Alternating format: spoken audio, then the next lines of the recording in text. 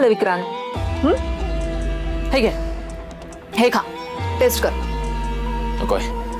का आता का नको? ज्यावेळेला आपण दोघं जण एकत्र ड्रिंक करतो त्यावेळेला खातोस ना, मग आता काय झालंय? आणि हे बघ, यू आर सो लकी हा विक्रांत, तुला माझ्यासारखी बायको मिळाली आहे. मी तर टिपिकल वाईफ सारखी नाहीये. आय एम युअर पार्टनर, हा partner in crime, partner of life. ही उर्मिला आहे ना, लिमिटेड एडिशन. जरा जरा जास्त व्हॅल्यू कर तिची, तूच फायद्यात राहशील, कळलं? आता जास्त काही नाही, तू ना महिन्यातून 2-4 वेळेला बाहेर मला लंच किंवा डिनरला 5 स्टार हॉटेलमध्ये घेऊन जात जा. एखादं छानसा ड्रेस किंवा छानशी साडी मला घेऊन देत जा. हा, पण त्या साडीवर मला गजरा वगैरे नको, मला फार बोर होतं, गजरा वगैरे मला नको. Shut up Urmila.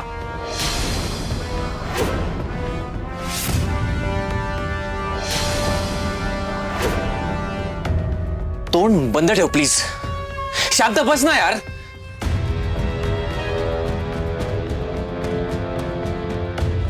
मी काय केलंय? माझ्यावर का चिडतोस तू एवढा? तुझ्या बडबड करण्यानं मला इरिटेट होतंय, कळतंय तुला? मी बाहेरून आल्यावर शांतपणे माझं ऐकून घ्यायचंच नसतं का तुला? सतत तुझं ऐकायचं मी? उर्मिला, लोकांच्या बायकांना त्यांची मनं सांभाळतात. अरे पण तुझा मूड छान राहावा याच्यासाठीच तर मस्करी करत होते ना मी. तर तू माझ्यावरच चिडतोयस? उर्मिला,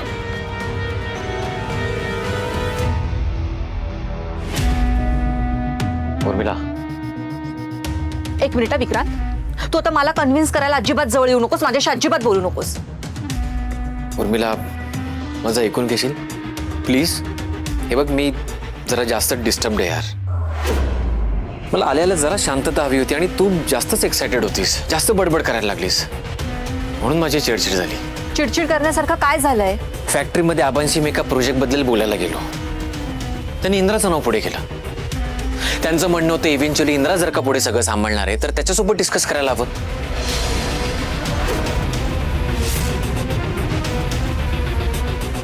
काय? तुझे डोकं फिरलं ना उर्मिला? विचार कर ना, माझं काय झालं असेल. मी एमडी झाल्यापासून आपण धड सेलिब्रेशन सुद्धा केलं नाही आणि मला तिथे गेल्यानंतर कळतंय की मला वर्कर सारखा वापरला जातोय. अरे आबा, असं कसं बोलू शकतात? त्यांना जराही तुझा रिस्पेक्ट नाहीये का? तसंच वाटतंय, पण त्या आबासाहेबांना मला दाखवून द्यावं लागेल की हा Vikrant Mahadik use and throw करण्यासारख्या वस्तूसारखा नाहीये. माझ्या सेल्फ रिस्पेक्टची सुद्धा त्याने किंमत ठेवली नाही उर्मिला. हो विक्रांत, शांत हो, पेशन्स ठेव. हे बघ, काळ नाही, पण ती वेळ येईल जेव्हा फॅक्टरीवर फक्त तुझंच राज्य असेल.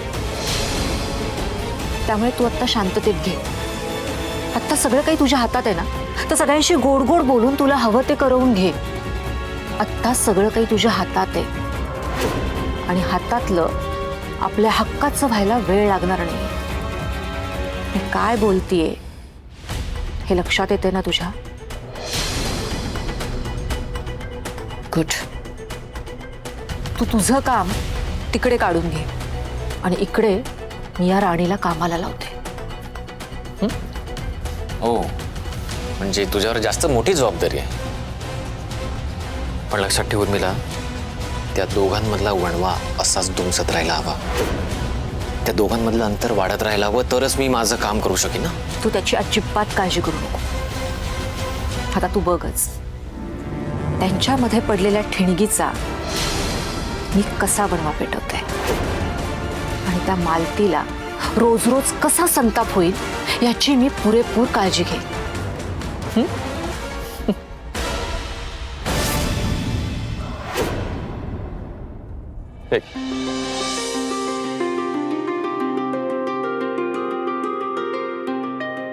थँक्यू. बरं वाटतंय आता? हो, ते याच्यामुळे ना हाताला जी रग लागत होती ती खूप कमी झाली. थँक्यू बरं का सर. थँक्यू का? अहो, तुम्ही एवढं सगळं होऊन सुद्धा मला हॉस्पिटलला घेऊन गेला. म्हणजे कोणीतरी जर आपल्यासाठी काळजीपोटी एवढं सगळं करत असेल तर आपल्याला त्याची कदर आहे हे सांगायला पाहिजे ना, म्हणून थँक्यू. तुम्ही खूप काळजी घेताय माझी. बायकोची काळजी नवरा नाही घेण.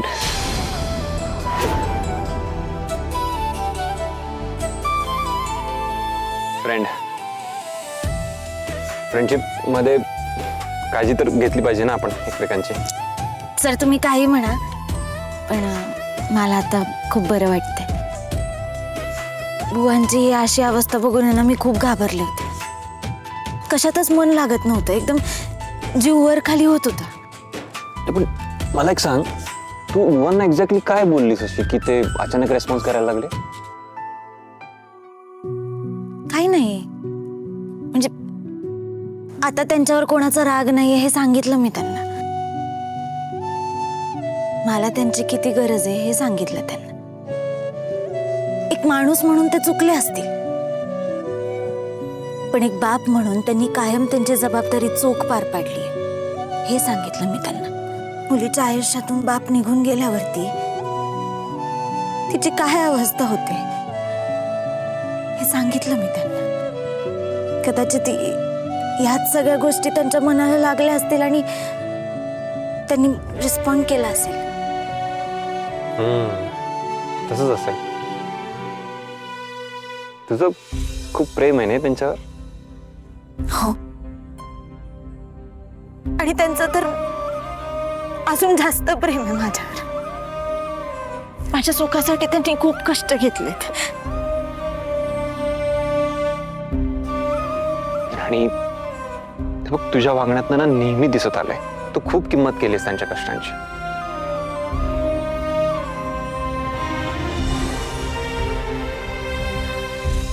ठीक आहे, डोळे पुस.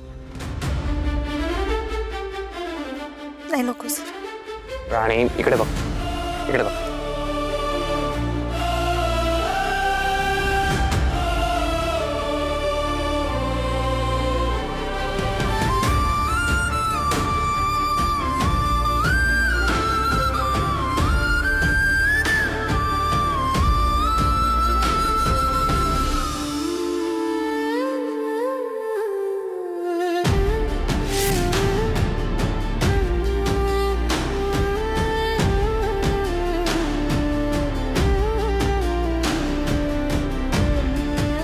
मी म्हटलं होतं ना तुला, हळूहळू सगळं व्यवस्थित होईल.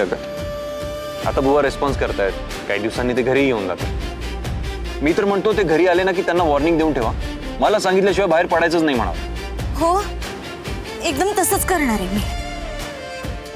सर या सगळ्यात आहे ना मला तुमचं खूप कौतुक वाटतं. माझं मी काय केलंय?